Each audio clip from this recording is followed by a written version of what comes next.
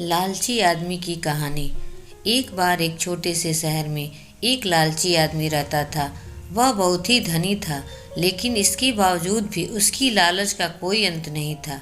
उसे सोना और कीमती वस्तुएं काफ़ी प्रिय थीं, लेकिन एक बात जरूर थी कि वह अपनी बेटी को किसी भी चीज़ से ज़्यादा प्यार करता था।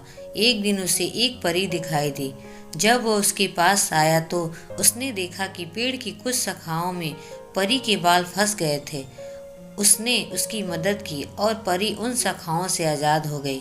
लेकिन जैसे जैसे उसका लालच हावी हुआ, उसने महसूस किया कि उसकी इस मदद के बदले में एक इच्छा मांगकर वो आसानी से अमीर बन सकता है। ये सुनकर परी ने उसे एक इच्छा की पूर्ति करने का मौका भी दिया। ऐसे में उस लालची आदमी ने कहा कि जो कुछ मैं छूऊं वह सब सोना हो जाए।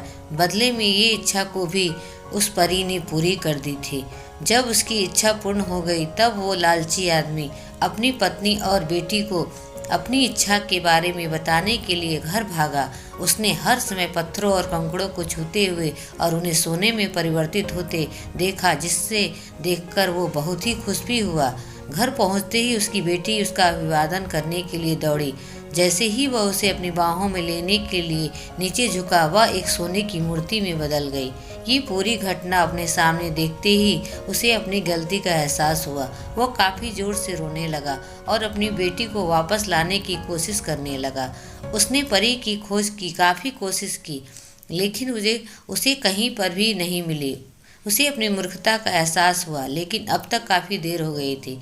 इस कहानी से हमें ये सीख मिलती है कि लालच हमेशा पतन की ओर ले जाता है। ज़रूरत से ज़्यादा लालच करना हमें हमेशा दुख प्रदान करता है।